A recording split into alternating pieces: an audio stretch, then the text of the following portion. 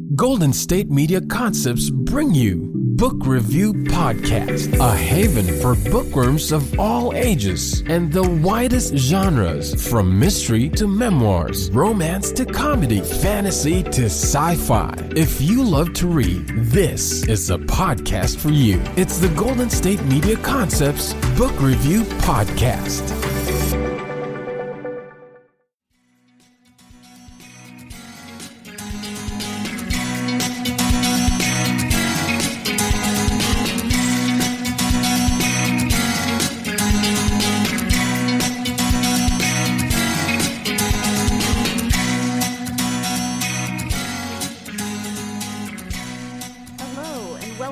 GSMC Book Review Podcast, brought to you by the GSMC Podcast Network. I am your host, Sarah. It is spring in Northern California, so I am once again having the lovely, scratchy, itchy, deep voice whateverness that I'm sure you have all... Actually, you're probably sitting there thinking, when doesn't she have some weird allergy sinus thing going on? So you're probably used to it by now, and I appreciate you sticking around for the various bassinesses of my voice. Yes, I just made up a word, bassinesses. That doesn't even make any sense, but it's a word that I just made up. So there you go. I am very happy to have Sam Stea joining me today for a conversation about his book, The Edge of Elsewhere. I mentioned at the end of the last episode that I am going to be fangirling in this episode, and I'm going to remind you of that now. The Beatles play a prominent role in this novel, which of course makes me so very happy. I've said before, as I've done these interviews, that I'm always amazed at the connections that happen, the similarities that happen sometimes, even though the authors go to my scheduling link and they find a time that works for them, and it's not like I'm scheduling them in terms of, similarities, here, let's put these two together. Nope, it's completely random. But last episode, when I spoke with Paul Semendinger, his book had a little bit to do with the Beatles. The main character listened to the Beatles, and there's a reference on the first couple of pages, which made me go, "Yep, I'm in." But this book is a much more prominent placement of the Beatles that actually affects the plot. So, very excited about that. The book, again, is called The Edge of Elsewhere. The author is Sam Stea, and here is the description.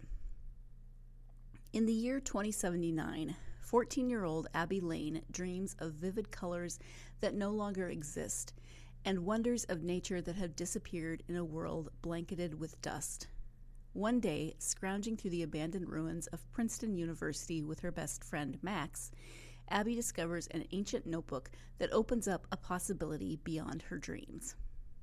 Using the information in the notebook, Abby and Max and her brainy brother Paul defy time and travel into the past.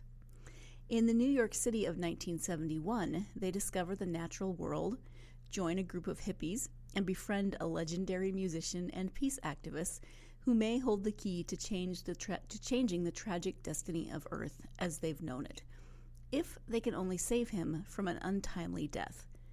But do they dare disrupt the natural flow of events? Will it endanger their own existence? Will it make matters better or destroy everyone and everything they've ever known? There you go. That is the description of The Edge of Elsewhere. It's time travel. It's speculative fiction. It is cli-fi, a phrase I did not know was a thing until recently. Climate change fiction. Makes perfect sense. I've done several interviews with authors who have written cli-fi. I just didn't know it was an actual genre. So I'm a little behind, clearly, but I'm learning all the time, and I love discovering new things and new words. And this one isn't made up. Not like my earlier made up word. This is an actual genre. And of course, the Beatles. You probably have guessed some of what's going to happen from the description of the book and from my fangirling, but this book is it's more than just me fangirling about the Beatles. I do love the time change aspect, or the time travel aspect of it. I love that it is, three young protagonists who are trying to change the world, and maybe they're doing it in a slightly unconventional way, finding a notebook that helps them to time travel, but that just makes it even more fun. So yeah, you've got sci-fi, cli-fi, time travel, etc., and then these three young protagonists and their adventures going to New York in 1971, which was a very interesting and kind of distinct time period. So they do join a group of hippies, and they camp out in Central Park for a while.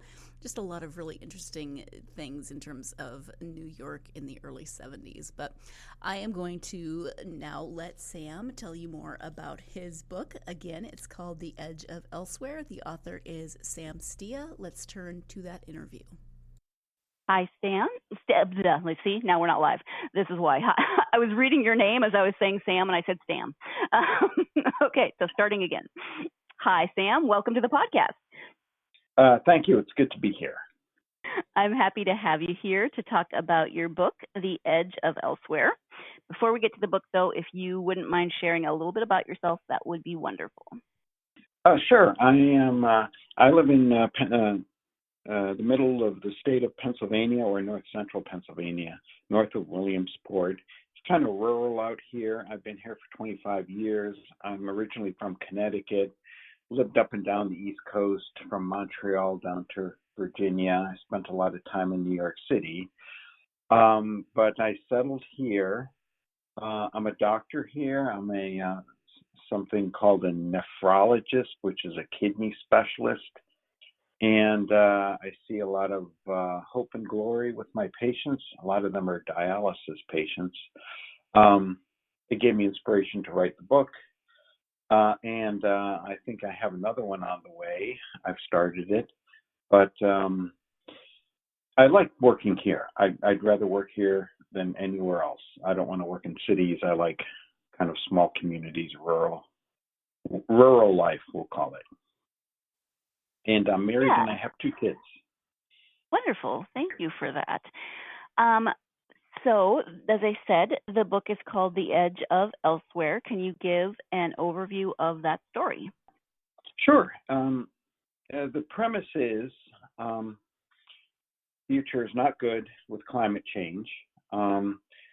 It's a sci-fi fantasy story.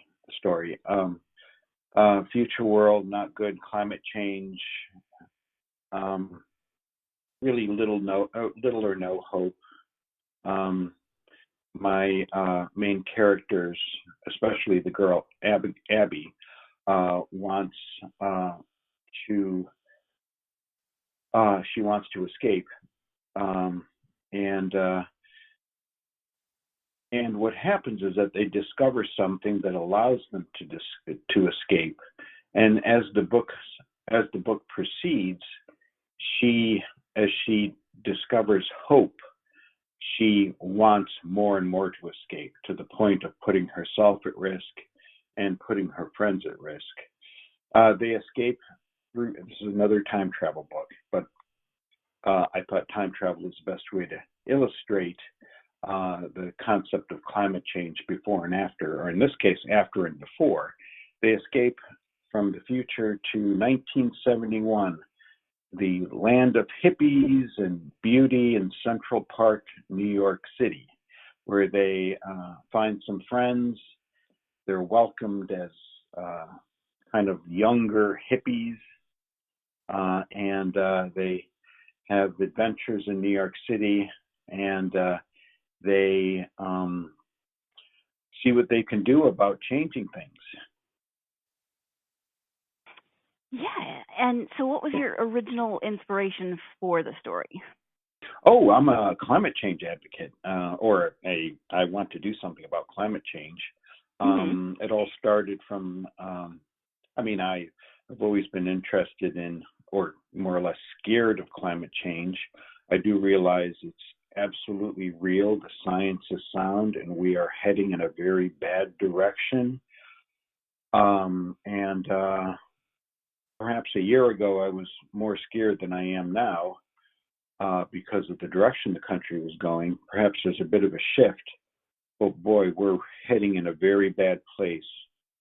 Not for me. Maybe I probably won't see it, but our kids and their kids are going to live in, they're going to see some major changes with their standard of living, their hope, their idea of what future prosperity is. And I think nature will be severely degraded in the end of this century. So that is my inspiration. My inspiration is, I'm trying my best as a physician, but I thought I'd write a story. I love stories. I love Star Trek's.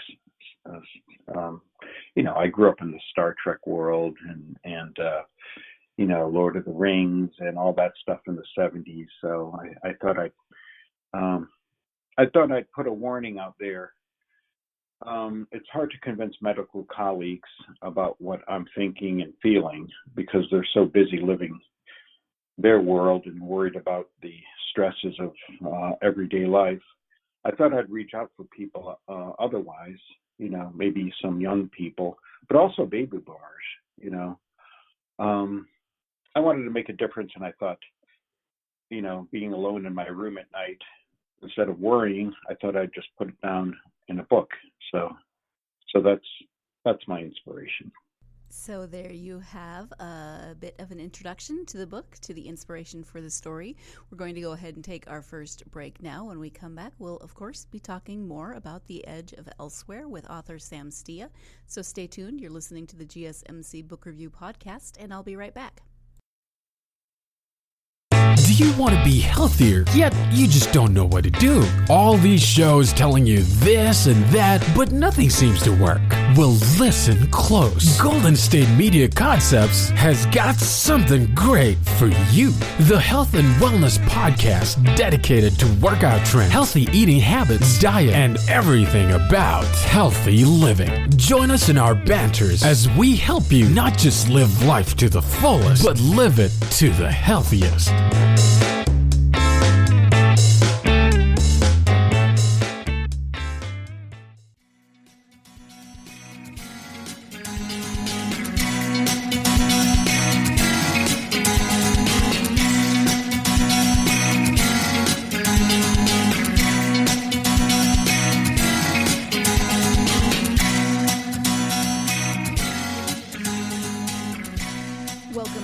GSMC Book Review Podcast. Before the break, author Sam Stea was talking about the inspiration for his novel, The Edge of Elsewhere. And we are now, of course, going to talk a little bit more about that novel and the characters within it. So let's get back to that interview. The main characters are younger, so, you appeal to, it's not exactly a YA novel because it appeals to adults as well, which is great. Sure. So you've got the younger characters that would appeal to younger readers, but you've also got the time frame of the 70s and the people that they encounter to draw in, like you said, maybe the boomers, maybe some of the more Yes. middle-aged people like myself. And, yes. And what I find and what I really wanted to get across is that the hippie generation, the boomers in their time, in the late 60s, early 70s, they fought for something bigger than America, than themselves. They fought against the Vietnam War. And I wanted the boomers to see themselves again in that light. The boomer generation will fade over the next 10 or 20 years, but for God's sakes, they can do something positive for the future like they did in the 70s. I wanted to capture that feel, the young people, they're put in the spot by us now, or maybe by the boomers who don't necessarily think climate change applies to them, but it does. And boomers, I think there are 80 million boomers in this country.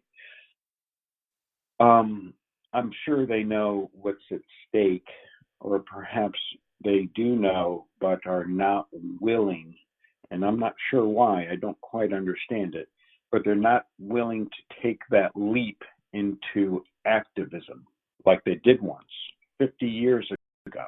It's time to do it again, boomers out there. So I'm a boomer. I'm actually a very late boomer. I was born in '63, but I'm doing something. I'm also doing what I can. I write articles and so forth. But when I leave this earth, I want to know that I've done something for my kids and their kids. Let's put it this way. This is far more important than digits on a bank account or a portfolio of something. I mean, this is our future, nature itself, and the health of the planet. We have to leave them that.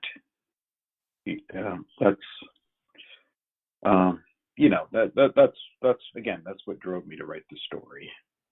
Okay. Well, and I put it in terms of again, young people, boomers, and people who are on the sidelines, not willing to consider, or people that are just they feel that this is either too big or something outside themselves, and why should they care? So I put it I put it also in terms of those kind of people.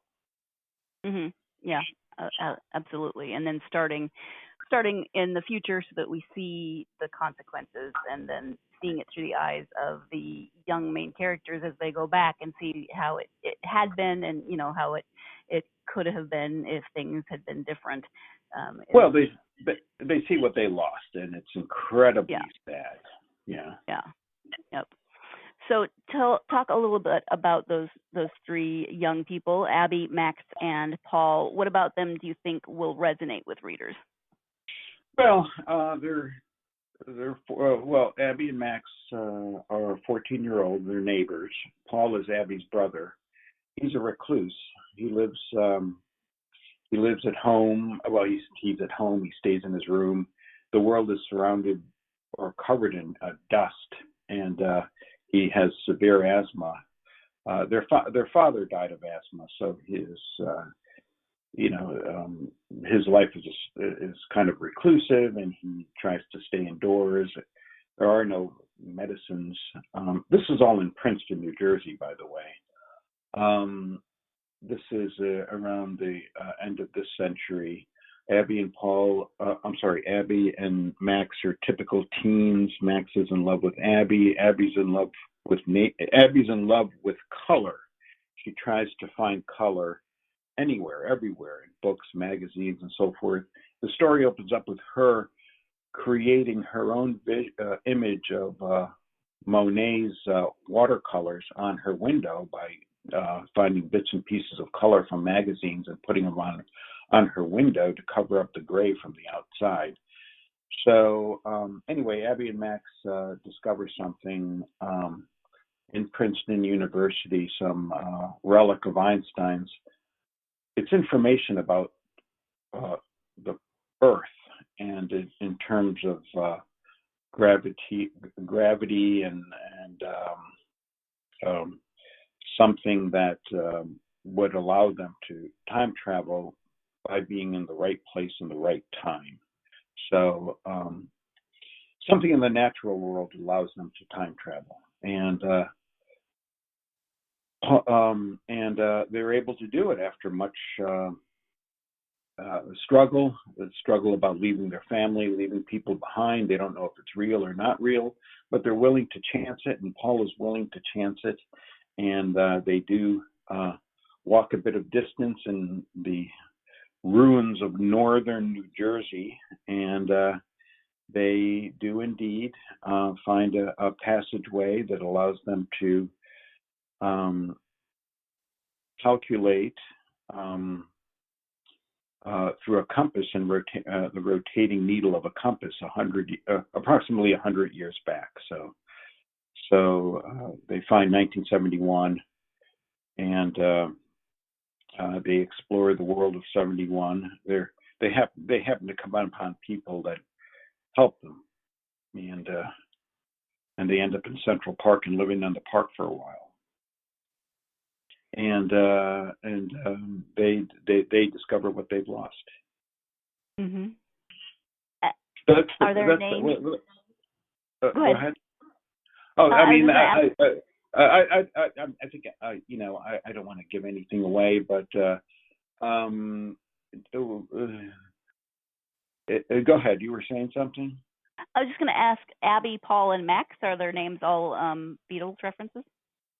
Well, the story, each chapter, again, I'm trying to reach the boomers. How best to reach the boomers than to use Beatles music. Mm-hmm. The Beatles music plays a very big part in the story, indirectly and directly.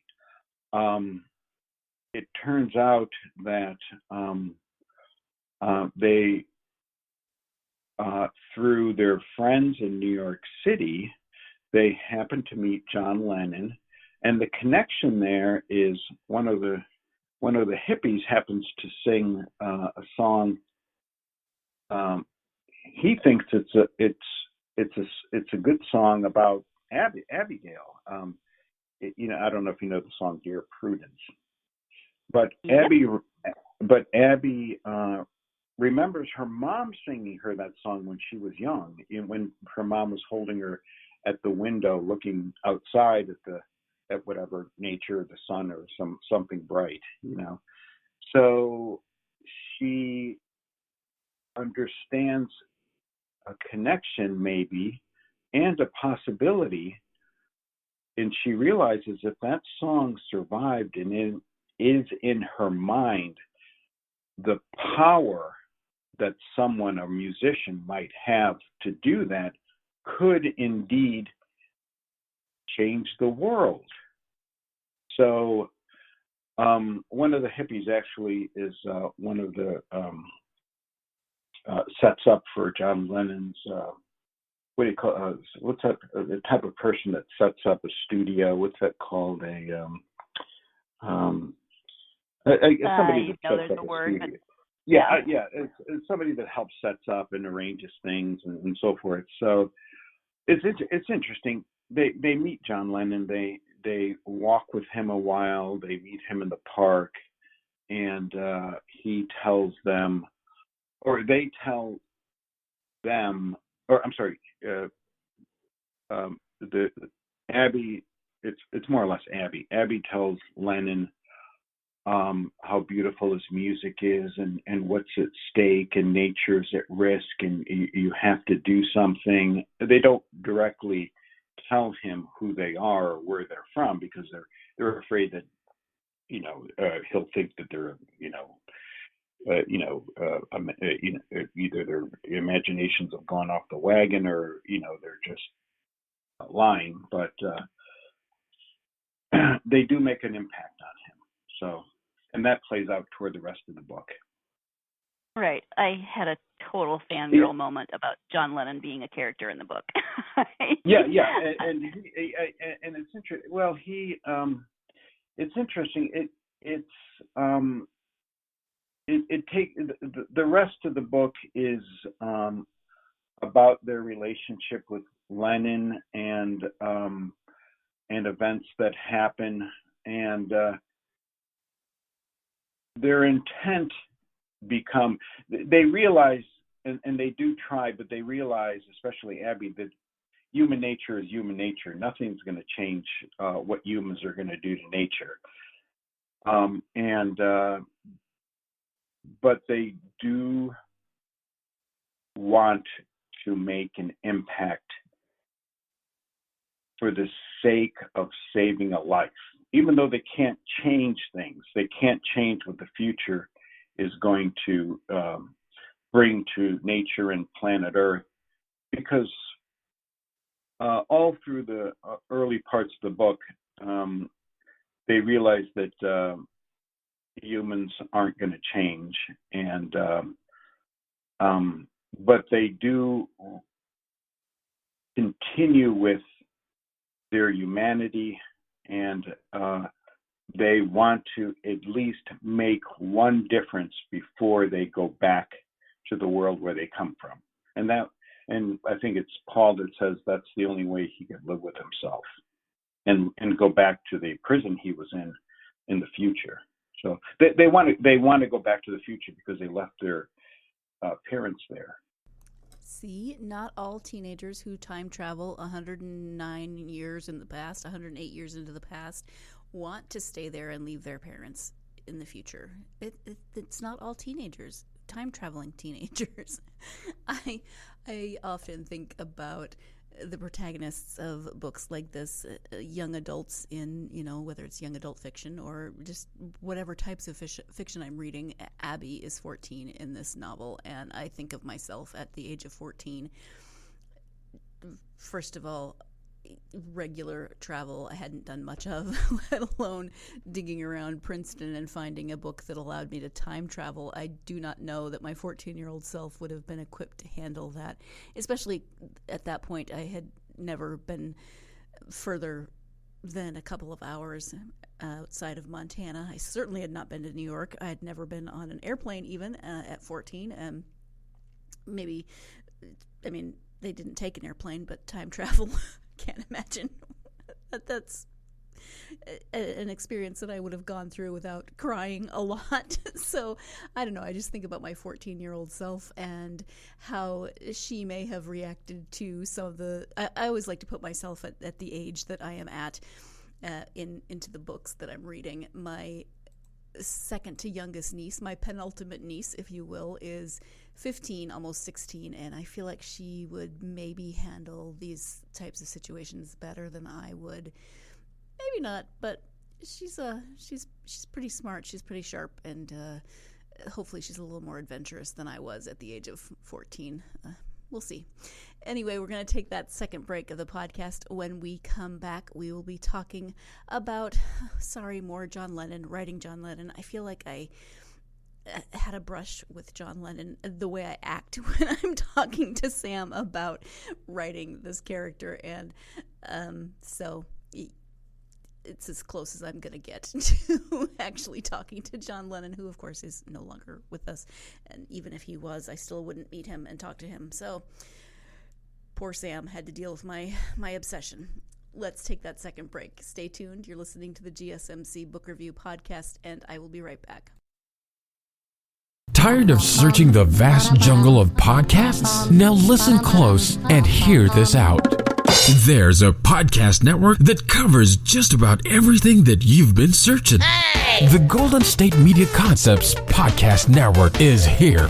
Nothing less than a podcast bliss with endless hours of podcast coverage. From news, sports, music, fashion, cooking, entertainment, fantasy, football, and so much more. So stop lurking around and go straight out to the Golden State Media Concepts Podcast Network. Guaranteed to fill that podcast itch. Whatever it may be. Visit us at www.gsmcpodcast.com. Follow us on Facebook and Twitter, and download us on iTunes, SoundCloud, and Google Play.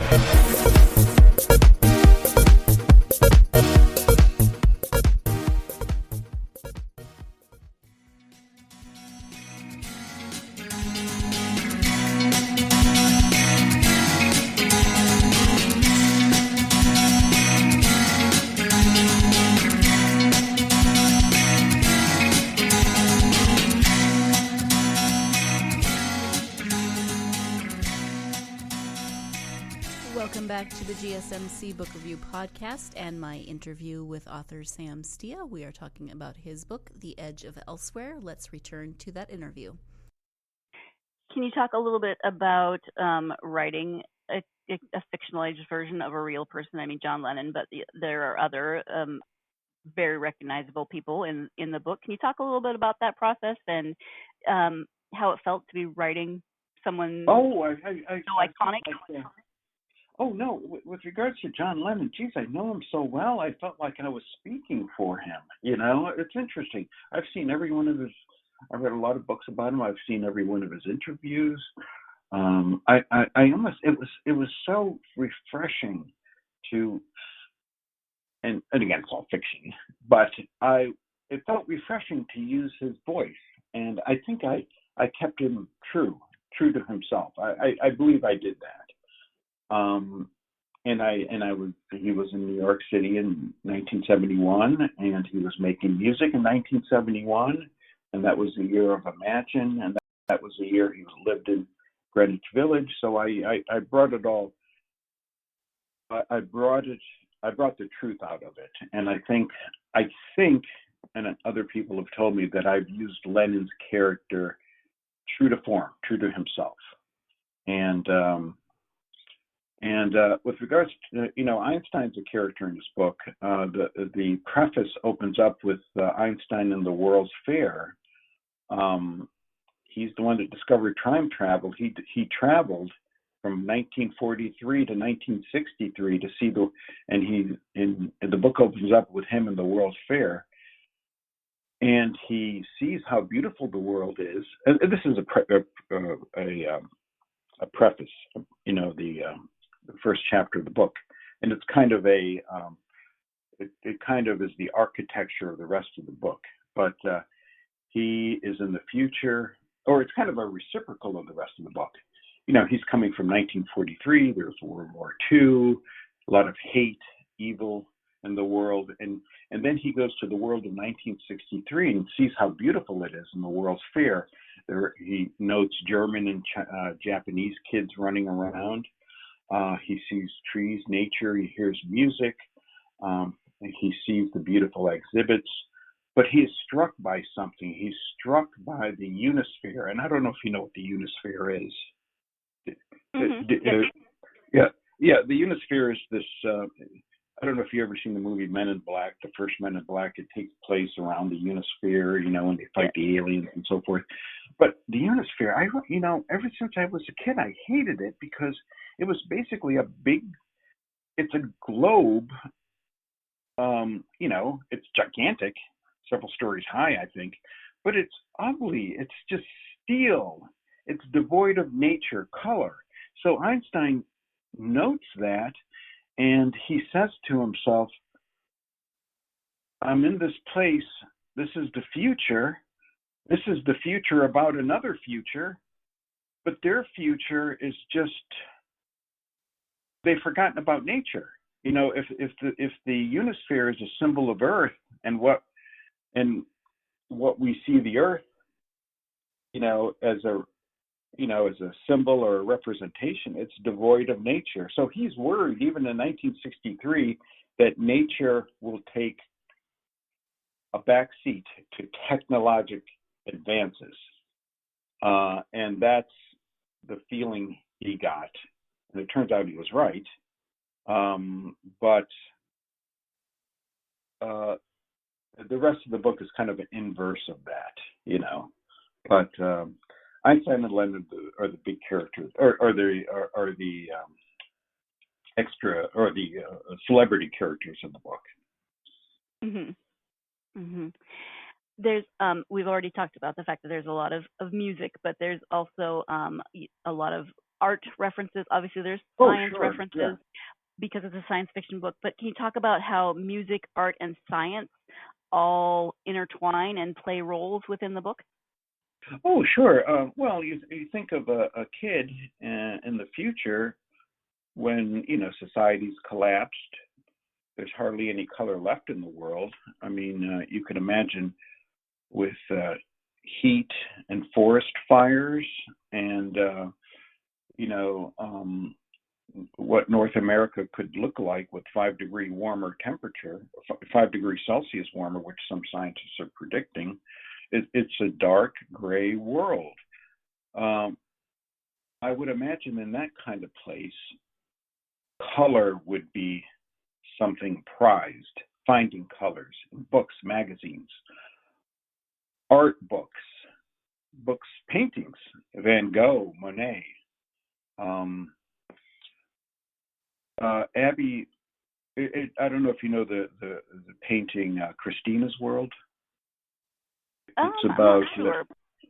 I think it's Andrew White. He painted it. It's about a girl that lies in a field, and she's looking at her house from a distance. It's an open field, Abby sees herself as that girl in that painting because she's not quite sure if she's trying to get away from something or go to something. In other words, art, pictures, and colors from old books in and around Princeton University is a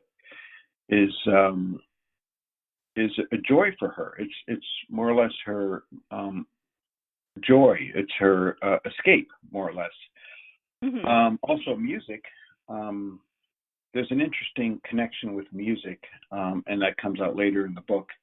But her mom used to sing to her Blackbird and Dear Prudence. Her mom's lost a bit of hope, though, when her husband died of a pneumonia. So Abby reads a lot. She knows Lord of the Rings. She knows poetry. There's references to. I think she calls Emily Dickinson her friend. She's always talking about Emily. She wishes Emily could see the time tunnel, and she wants Emily to be her guide through time. She makes reference to that. So imagine kids, nothing much else but books around, or maybe some music you can pass from one generation to another. I mean, we've lost that, I think. I mean, we're all staring at our cell phones. But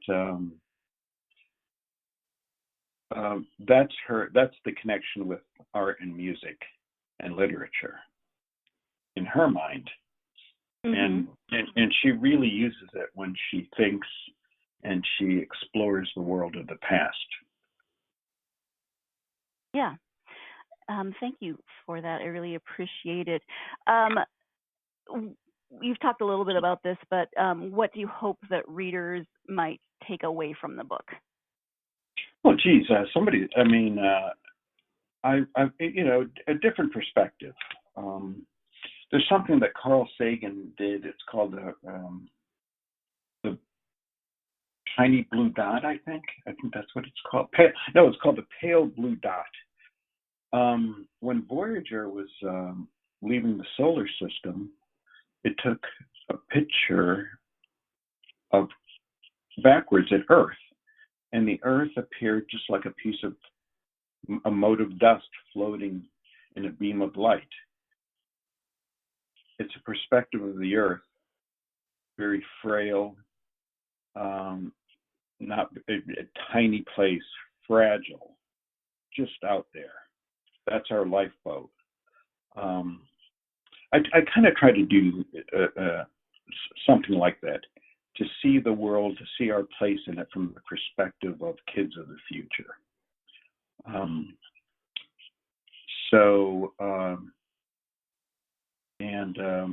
Do you remember the story? There's another example I want to put out. In 1983, there was something called The Day After. It was a made-for-TV movie about nuclear war. Does that ring a bell? I was. Maybe it not. Does not. But okay. I mean, I was 8, so I may or may not have seen it. You wouldn't be watching those kind of things. But anyway, you talk to your parents or whomever. But anyway, it was a change of perspective, but it was so powerful. It was the perspective of people who lived after a nuclear attack. And it was in, I think it was Oklahoma or Missouri. It was in Missouri. Yeah. Just down to earth people, farmers, salt of the earth kind of people. And, there was a nuclear war, Soviet Union, United States, and they lived in the aftermath. It was powerful because it was a shift in perspective. People knew at the time that nuclear war was possible. We got to prevent this. The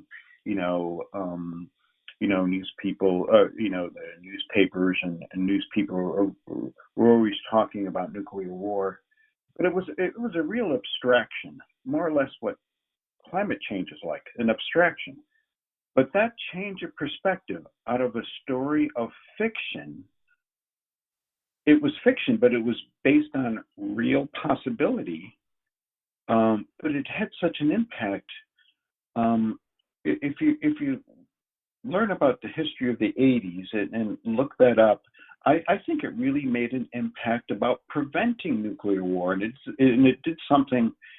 I think it was called. I think it was instrumental in a treaty banning intermediate nuclear weapons in Europe. But I tried to do that, a change of perspective, and noting how powerful it could be from my own experience. Mm-hmm. Did you do what kinds of research then did you do for the book? Oh, geez, the research. Well, I learned a little bit about relativity science.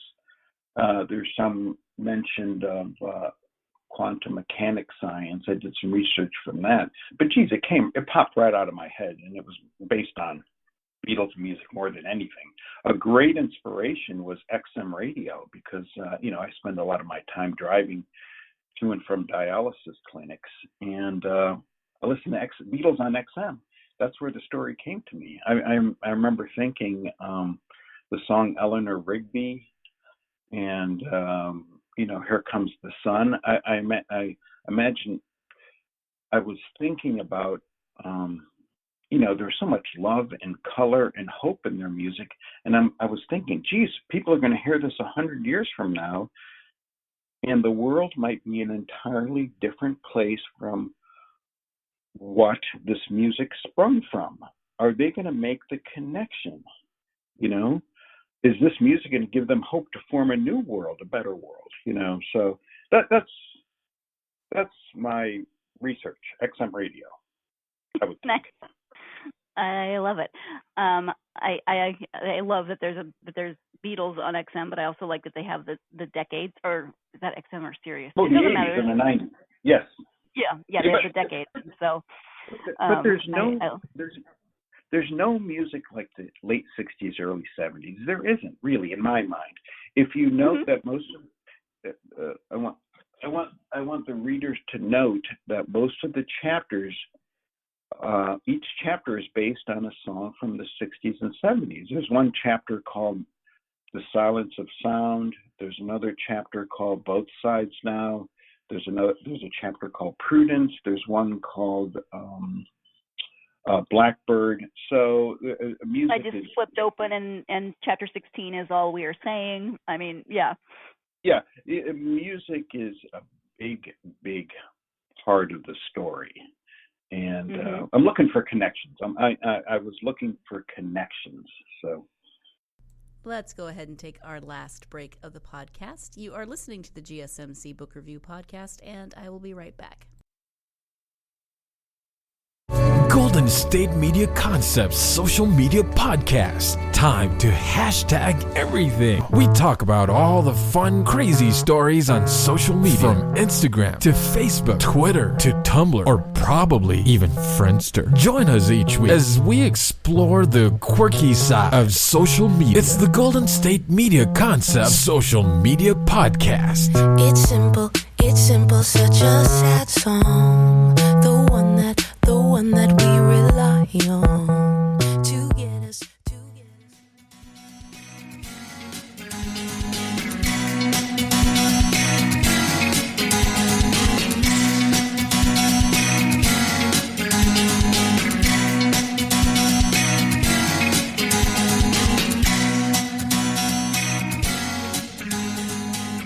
Welcome back to the GSMC Book Review Podcast and the conclusion of my interview with author Sam Stea. All right, and then I often ask about autobiographical elements within a story, and you've explained a lot of them, but I like your about the author page at the back of the book. It says that you are, as you've already said, a nephrologist practicing medicine in North Central Pennsylvania. Everything else about you can be found in the pages of this book. The book is me. I mean, if let's put it this way, if I'm going to say I were to leave this earth soon, there will be a monument to me, but there'll be this book too. And if my kids or if my grandkids and great grandkids want to know who their grandfather was, read the book. I mean, it's there. I mean, actually, what I did I kind of broke myself into three pieces, for each of the characters, Abby, Max, and Paul. Each one of them is a piece of me. I can look at it that way, and that way it's kind of a reflection of my identity. And it has what I like, what I don't like, my perspective, my grand view of the world, my worldview, more so to speak. But the book is, the book is a piece of me. I guess that's the best way to put it. Mm-hmm. Absolutely. When I was looking up the book and looking up you as I was preparing for the interview, I saw the book described as cli-fi on. Climate fiction. Yeah. Climate fiction. Yeah. Is that an actual genre now? Did I miss that? Oh yeah. Please don't miss climate fiction. It's a new fiction based on climate change, and just like Space Odyssey. 2001: A Space Odyssey, that moved forward the space exploration. My hope is that the cli-fi genre will move forward climate change activism. Fiction makes real, as opposed Absolutely. to real. Yeah. So yes, cli-fi, climate fiction. Good to know. I will put that in my my ever expanding knowledge of different book genres and subgenres. Excellent. You mentioned earlier in the interview that you are working on something new. Can you talk a little bit about that, or no? Oh, I'm going.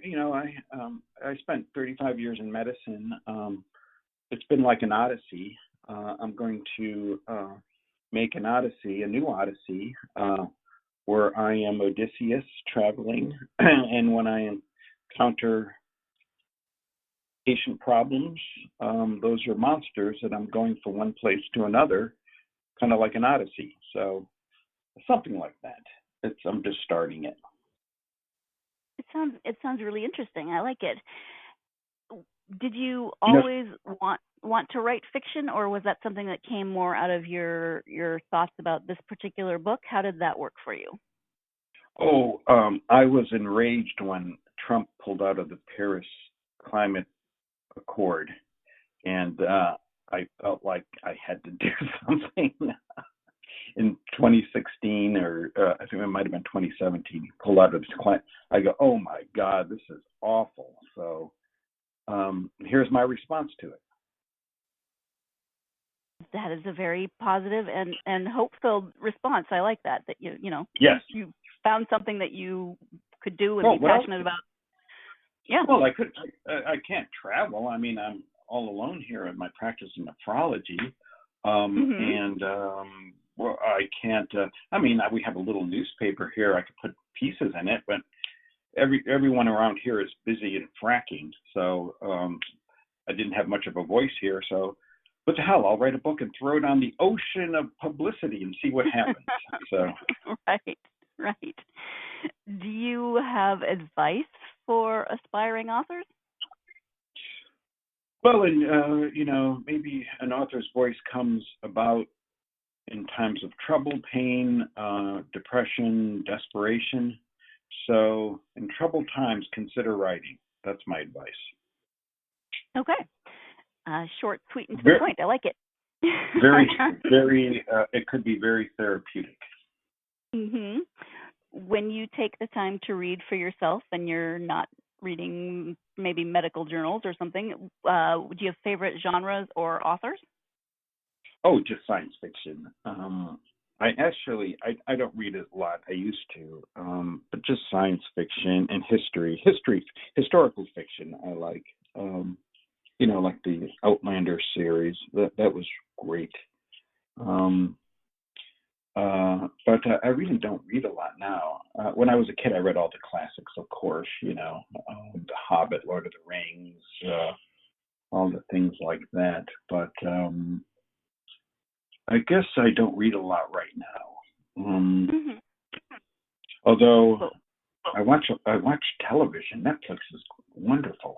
Some of the stories. I have to say, as an influence was Mad Men. There's a lot of Mad Men, the series with Yes. It was about the 60s. Yeah. A lot of my ideas came from Mad Men, interesting enough, which was big in between 2008 and 2013 or something.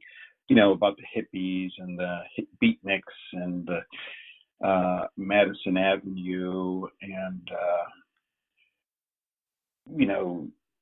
soulless commercialism, that kind of thing. There's a bit of that in my book as well.